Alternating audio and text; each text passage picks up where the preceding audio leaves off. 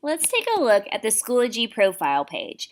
Each educator that uses Schoology has a unique profile page that really can help when you're making connections to your parents as well as other Schoology educators. So let's just take a look. When I first log into Schoology, you'll see that I'm on my home page and I see all my recent activity and I see like all my upcoming stuff. Yikes, are you scared of my 487 assignments? Eek. But what we're really looking at today is our profile page. So to get to my profile page, I'm just going to click on my name in the top right corner. And you'll notice that here I can see all sorts of things that have to do with Schoology and relating to me.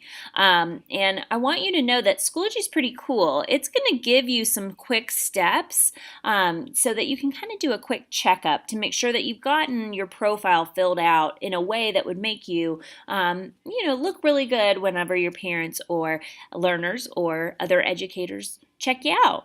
You'll notice that I've already done a couple of these steps, like add my photo, and I want you to know that over here I have my photo and I can go in and edit that picture at any time. This is one basic step that you're definitely going to want to do because people who are looking for you or want to see some of the things and information that you have, they're going to really want to see a nice shiny picture of you. Anytime I can go in, attach a new file from my computer, I can edit a thumbnail as well to kind of show what part of the picture I want showing.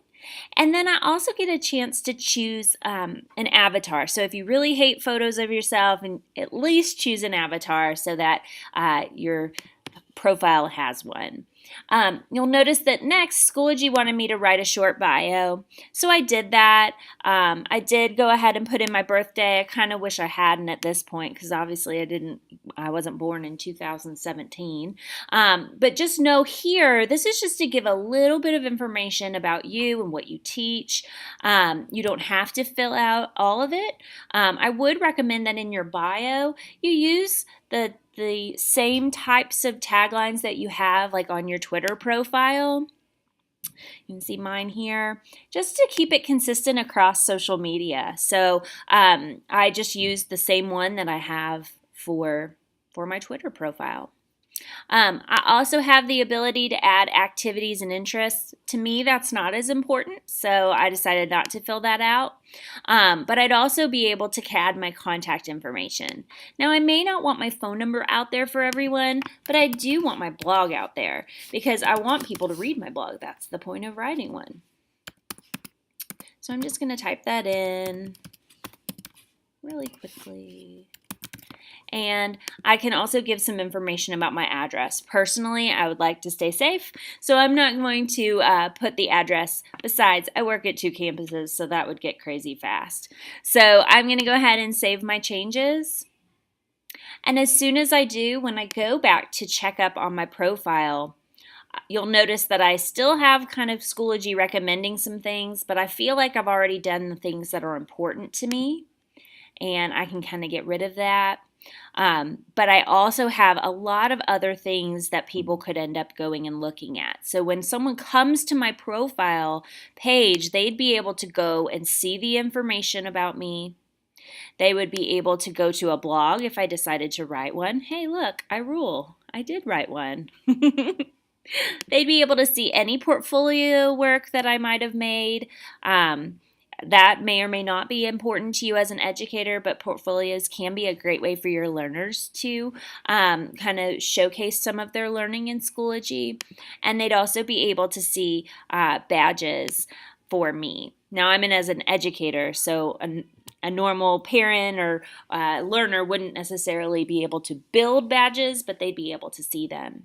The other piece that you might be really interested in is this updating area. So if I wanted to kind of update all of my courses, I could go in and just do a quick one. Don't forget field trip.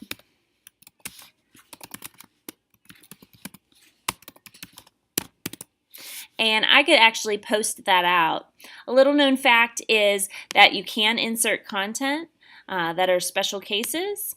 And you would be able to post that also on Twitter if you have your Twitter connected to Schoology, which I think is pretty neat.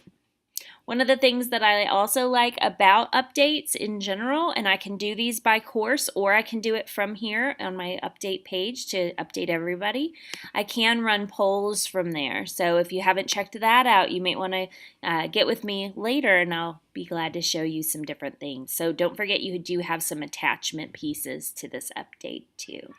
Since I'm not trying to update everybody in my life today about a field trip that's not happening, I'm not going to click post, but you probably would.